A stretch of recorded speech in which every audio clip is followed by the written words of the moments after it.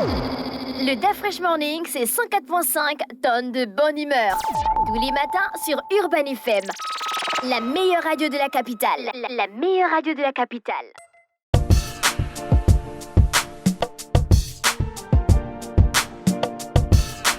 Vous êtes sur les 104.5 Urban FM, la station urbaine, et vous écoutez le Da Fresh Morning. René Ruth, le vers 6 du jour. Le vers 6 du jour nous amène à comparer deux essences gabonaises. On a d'un côté l'Iroko et de l'autre côté le Mwabi. Je pense que ça vous dit quelque chose quand on parle de Mwabi. Oui, le Mwabi, c'est un bois.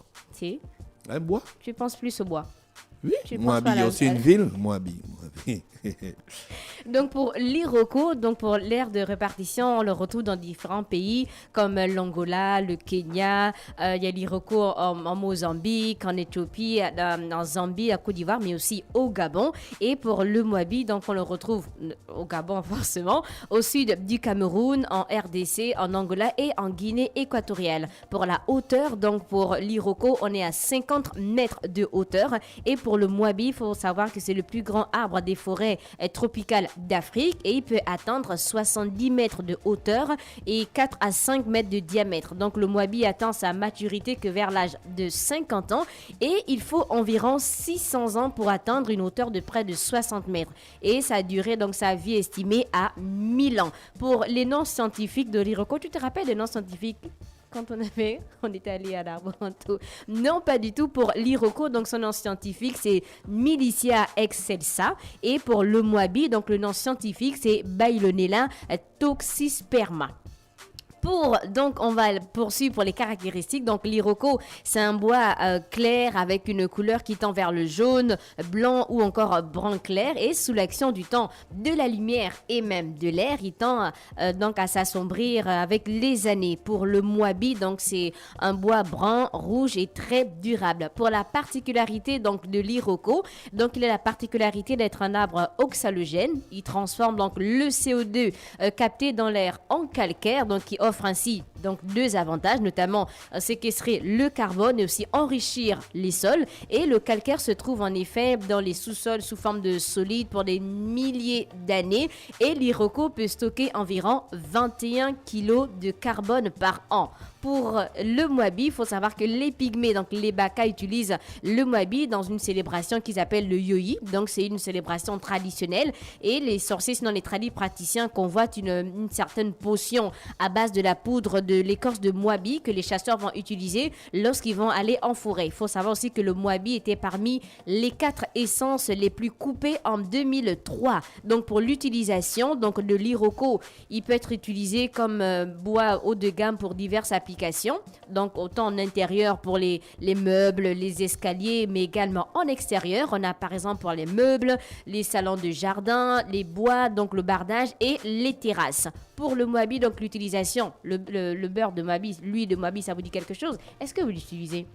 Ça sert à quoi? Est-ce qu'on utilise, il y a beaucoup de propriétés, il y a certains qui préparent avec, il y a d'autres qui se soignent avec, un peu comme la crème que tu peux mettre tous les matins, directement. Est-ce que tu utilises Je ne mets pas la crème le matin.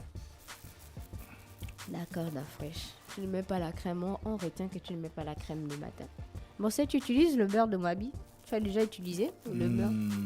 Non, je ne crois pas. Tu n'as jamais utilisé? Sauf par inadvertance, mais je ne crois pas. Mais peut-être, à l'extérieur, on utilise beaucoup de beurre de karité. Et ici, on a tu as parlé le beurre de Mwabi ou le beurre de karité? Le beurre de karité. Mais ici, on a en fait, c'est un peu similaire. On a d'un côté pour les étrangers, par exemple, qui utilisent beaucoup de beurre de karité. Mais nous, on peut, quand on regarde un peu le jumeau ou encore un truc similaire, on a le beurre de, sinon l'huile de Mwabi qu'on n'utilise pas beaucoup.